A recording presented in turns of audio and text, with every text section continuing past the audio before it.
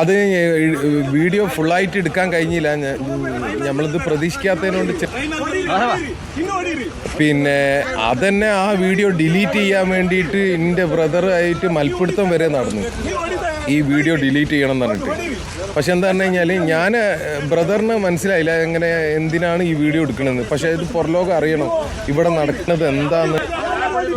ഭയങ്കര എന്താ പറഞ്ഞു കഴിഞ്ഞാൽ ഓൾറെഡി ടോർച്ചറാണ്. ഇന്നലെ FIR ഇടാൻ വേണ്ടിയിട്ട് രാത്രി എൻ്റെ ബ്രദറും 2 ബ്രദേഴ്സ് ഒരു FIR ഇടാൻ പോയിട്ട് 2-3 മണിക്കൂർ സ്റ്റേഷനിൽ പിടിച്ച് നിർത്തിയിട്ടാണ് FIR ഇട്ടത്.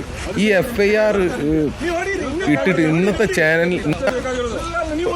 ഉദ്യോഗസ്ഥന്മാർ പറയുകയാണ് ഇന്നലെ കംപ്ലൈൻറ്റ് കിട്ടിയിട്ടുള്ളൂ, അപ്പം ഇന്നല്ലേ തരികയുള്ളൂ, ഇതുവരെ ഒന്നും പറഞ്ഞില്ല.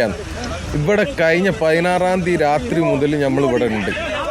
എൻ്റെ ബ്രദറും അർജുൻ്റെ ബ്രദറും എല്ലാവരും ഉണ്ട്. ഇവർ സ്റ്റേഷനുകൾ കയറി ഇറങ്ങിയിട്ട് മടുത്തിട്ടാണ് ഇത് കേരളത്തിൽ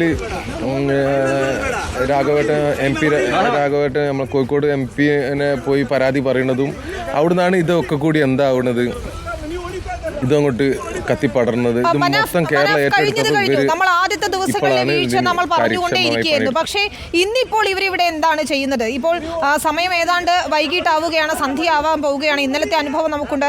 വൈകിട്ടാവുമ്പോഴേക്കും അവരത് അവസാനിപ്പിക്കുകയാണ് തെരച്ചിൽ. മഴ പെയ്താൽ ഒട്ടും സാഹചര്യം അനുകൂലമല്ല എന്ന് പറയും. ഇപ്പോൾ എന്താണ് ഇവർ അവിടെ നടത്തിക്കൊണ്ടിരിക്കുന്ന തെരച്ചിൽ? തുടങ്ങി, മഴയും തുടങ്ങി. ഇപ്പം ഒന്നുമില്ല, അടി കിട്ടി പോകുന്നതോട് കൂടിയിട്ട് ഞാൻ എന്നെ പിടിച്ച് പോലീസ് താഴോട്ട് കൊണ്ടുപോകുന്നു. നമ്മളെ റെസ്ക്യൂ ടീം മുകളിൽ തന്നെ ഉണ്ട്.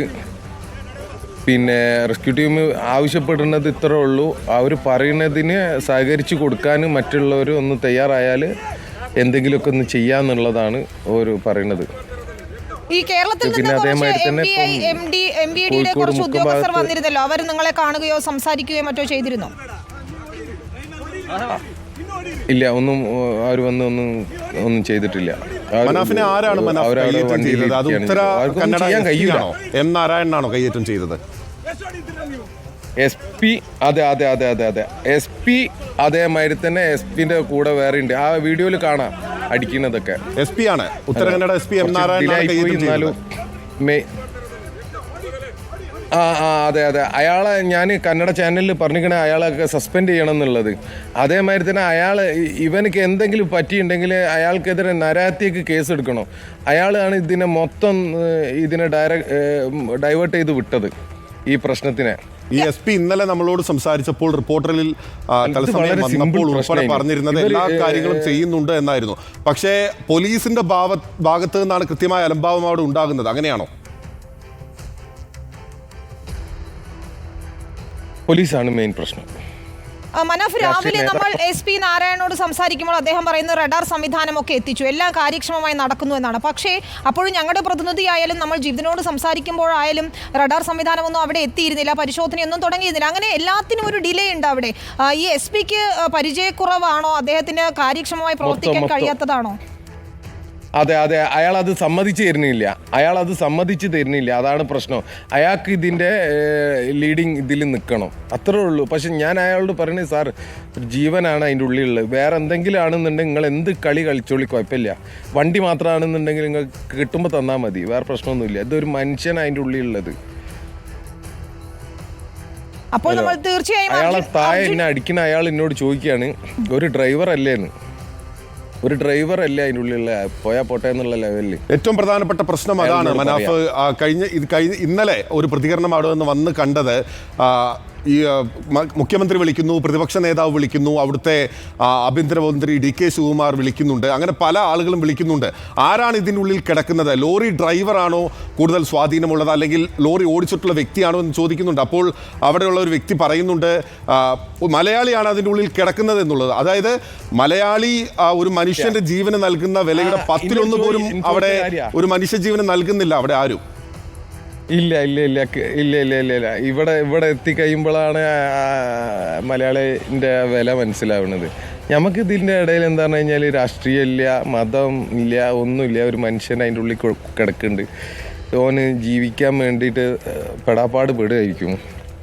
മനാഫ്, ഇതിൽ ഏറ്റവും പ്രധാനപ്പെട്ട കാര്യം ഇപ്പോൾ അവിടെ പോലീസിന്റെ ഭാഗത്ത് നിന്ന് പൂർണ്ണമായ നിസ്സഹകരണമാണെന്ന് മനാഫിന്റെ വാക്കുകളിലൂടെ വ്യക്തമാണ്.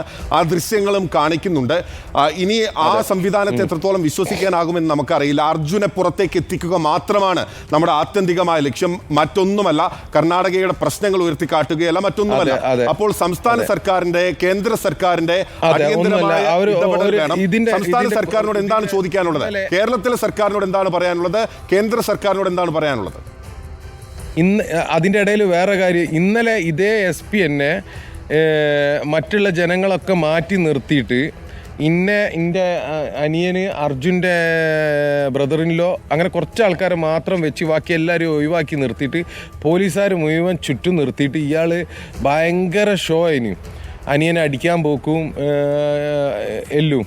അത് കർണാടകൻ്റെ മാനം കളയാൻ നിൽക്കുകയാണോ? ഞാൻ പറഞ്ഞു സാർ ഇങ്ങനത്തെ വർത്താനം പറയും. അപ്പോൾ ഒന്ന് അടിക്കാൻ പോയപ്പോൾ ഞാൻ പറഞ്ഞു അഥവാ അടിച്ചിട്ടുണ്ടെങ്കിൽ നാളെ ഇത് കോലം മാറ്റി തരും നമ്മൾ എന്ന് പറഞ്ഞു. അപ്പോൾ അത് പറഞ്ഞതിന് ശേഷം കുറച്ചൊന്ന് അടങ്ങി. എന്താണ് ഇവരുടെ പ്രശ്നം? നമുക്ക് അവിടെ ഈ പോലീസിനോട് ഒരു വിരോധവുമില്ല, കർണാടക സർക്കാരിനോട് ഒരു വിരോധമില്ല, നമ്മൾ അർജുന് വേണ്ടി മാത്രമാണ് അവിടെ നിൽക്കുന്നത്. എന്താണ് ഇവരുടെ പ്രശ്നം?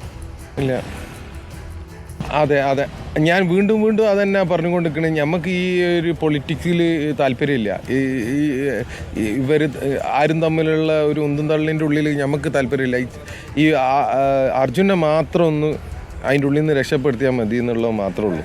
ഈ HD കുമാരസ്വാമി വന്നിരുന്നല്ലോ. അദ്ദേഹം ഇപ്പോൾ എനിക്ക് മനസ്സിലാക്കുന്നത് അവിടെ ആകെ വന്ന ഒരു മുതിർന്ന അല്ലെങ്കിൽ ഒരു അറിയപ്പെടുന്ന ആൾ അല്ലെങ്കിൽ ഒരു മന്ത്രി തലത്തിലുള്ള ഒരാൾ എന്ന് പറയുന്നത് HD കുമാരസ്വാമി മാത്രമായിരിക്കണം.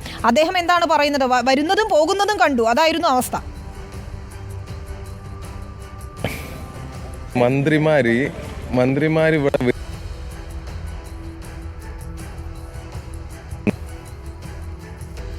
നിങ്ങളെ റിപ്പോർട്ടേഴ്സിന് തന്നെ അറിയാലോ, വണ്ടിൻ്റെ എണ്ണമാണ് നമുക്ക് വേണ്ടിയത്. മാക്സിമം ഇടതടവില്ലാതെ വണ്ടികൾ മണ്ണുമായിട്ട് ഇങ്ങനെ പോയിക്കൊണ്ട് നിൽക്കണം. അതുണ്ടെങ്കിൽ അതിൻ്റെ അർത്ഥം അവിടെ പണി നടക്കുന്നുണ്ട് എന്നുള്ള. അത് സ്ലോ. മിനിസ്റ്റേഴ്സ് വരുമ്പോൾ കുറച്ചു നേരം പണി നടക്കും. പിന്നെ ഈ മിനിസ്റ്റേഴ്സ് വരുമ്പോൾ ഫുള്ളായിട്ട് പണി നിന്നു പോകും. ഇവരെ എന്താ പറയുക, ഈ വാഹന വ്യൂഹം, ഈ കാട്ടിക്കൂട്ടൽ, മറ്റേ അവിടെ നടു റോട്ടിൽ നിന്നിട്ടുള്ള പത്രസമ്മേളനം കാര്യങ്ങളൊക്കെ ചെയ്യുമ്പോൾ ഇവർ ഈ മണ്ണെടുക്കുന്നത് അവിടെ നിർത്തിയേക്കാണ്. നമുക്ക് അതിനൊന്നും ഒരു ഇൻട്രസ്റ്റ് ഇല്ല. ആ ചെയ്യുന്ന കാര്യങ്ങളിലൊന്നും താല്പര്യമില്ല. വണ്ടി റോഡ് ക്ലിയർ ആക്കി കൊടുത്തിട്ട് എമർജൻസി ആയിട്ട് ഈ മണ്ണുകൾ മാറ്റിക്കൊണ്ടിരിക്കണം.